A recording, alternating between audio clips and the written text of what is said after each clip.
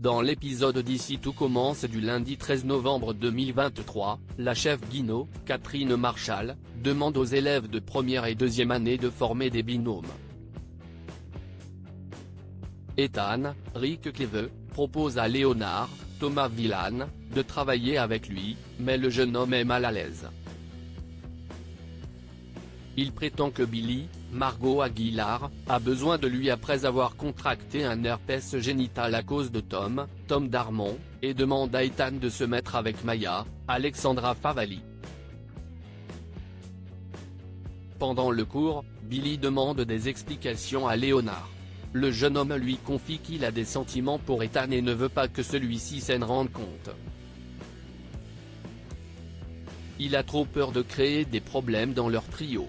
Au vestiaire, Tom demande à Ethan de lui prêter sa serviette. Le jeune homme refuse, déclarant qu'il ne devrait pas se laver avec les affaires des autres s'il a de l'herpès génital. Tom est choqué d'apprendre qu'une telle rumeur circule à son sujet et lui certifie qu'elle est fausse. En fin de journée, Ethan retrouve Maya et Léonard dans le parc et confronte ce dernier au sujet de son mensonge sur l'herpès de Tom. Maya comprend que Léonard a menti pour ne pas être en binôme avec Ethan et vole à son secours. Une fois seule avec Léonard, elle se montre compatissante envers lui. Ça ne doit pas être facile pour lui d'avoir des sentiments pour Ethan, mais il va falloir qu'il se ressaisisse s'il ne veut pas gâcher leur amitié à trois. David et Jude jouent à un jeu dangereux au double A. David, Liam Hellman, encourage Jude, Galahad Quenouillère, à suivre son exemple et à boire un shot d'alcool avant de se mettre au travail. Il pense que des microdoses aideront Jude à gagner confiance en lui. Bien que dubitatif, le jeune homme suit son conseil. Quelques secondes plus tard, Salomé, Aurélie Ponce, arrive en cuisine et annonce qu'un client lui a demandé un plat à base de bread muffin. Elle pense partir sur un simple taboulé, mais Jude a une autre idée. Il suggère de réaliser une recette de romazava à base de bread muffin et se porte même volontaire pour le faire, même si cela semble compliqué. Juste avant le service, Stanislas constate qu'un élève est absent et se rend en cuisine pour demander à Deva, Cathy Pakanathan, de le remplacer. En tant que seconde d'Enzo, Aziz Diabaté, la jeune femme ne peut se libérer. David se porte volontaire pour aller en salle, mais Stanislas trouve cela un peu prématuré. David est-il vraiment prêt à reprendre le service si peu de temps après le départ d'Hippolyte, Tom Novembre? Sûr de lui, le jeune homme déclare qu'il s'en sent capable, mais Deva l'en empêche. Elle est persuadée que David fait une erreur et décide de s'arranger avec Enzo pour pouvoir aller en salle à sa place. Agacé, David s'isole à l'Economa pour boire.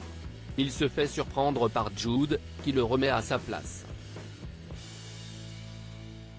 Il ne peut pas boire en plein service, encore moins en grande quantité. Comme à son habitude, David minimise mais Jude lui tient tête. Il le cantonne à la plonge pour le reste du service. Après le service, Salomé félicite Jude pour sa recette de romazava. Une fois seul avec David, il admet que l'alcool lui a donné confiance en lui. Il veut bien continuer mais veut fixer des règles à David, ils ne peuvent plus microdoser l'un sans l'autre.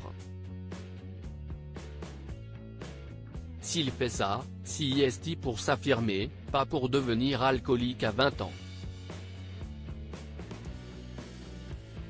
Carla veut retrouver ses parents biologiques 2 jours après avoir eu des saignements. Carla, Aricia Lemaire, a rendez-vous à l'hôpital pour le résultat de ses analyses. Elle va bien et le bébé aussi. Selon son médecin, elle souffre d'isfibrinogénémie, un trouble de la coagulation provoquant des hémorragies.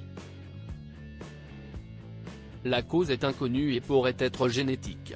En rentrant de l'hôpital, Suleiman, Dembo Camilo, donne des nouvelles de Carla à son père. La conversation est interrompue par Rose, Vanessa de Mouilly, qui culpabilise d'avoir si mal parlé à Carla le vendredi précédent. Elle voudrait lui présenter ses excuses, mais Suleiman et Antoine, Frédéric Diffenthal, lui conseillent plutôt de rester loin d'elle. Dépitée, Rose se confie à Clotilde, Elsa Launegini. Elle s'énerve vraiment de la manière dont elle s'est comportée avec Carla, d'autant que la jeune fille avait raison, oui, elle est jalouse de sa grossesse. Elle pensait avoir fait le deuil de sa maternité, mais sa fille infructueuse a réveillé quelque chose en elle. Elle réalise qu'elle ne sera jamais mère. Contre l'avis du médecin, Carla décide de reprendre les cours dans la journée. Elle se présente au double pour le service du midi, mais Stanislas, Hubert Rouleau, déclare qu'ils n'auront pas besoin d'elle. La jeune femme comprend que son professeur refuse de la laisser travailler en salle à cause de sa grossesse, et elle a raison. Après le service, Stanislas et Antoine lui annoncent qu'elle ne fera plus de service au doubla. Elle ne pourra y travailler qu'en cuisine, et à des postes précis. Déprimée, Carla retrouve Suleiman dans le parc. Le faux couple croise Jasmine, Zoé Séverin, qui vient d'apprendre qu'elle va devoir trouver une baby-sitter en urgence. Carla saute sur l'occasion et lui propose de garder Naël dans l'après-midi. Cela lui permettra de se préparer à ce qui l'attend. Touchée, Jasmine accepte et lui fait visiter l'appartement. Carla en profite pour lui demander comment elle gère sa maternité et l'institut et lui avoue qu'elle voit en elle un exemple. Après avoir gardé Naël, Carla retourne à l'institut et interpelle Salomé dans le parc. Elle a appris qu'elle était une enfant de Laz et lui pose des questions sur la manière dont elle a retrouvé ses parents biologiques. En effet, elle aussi souhaiterait savoir d'où elle vient.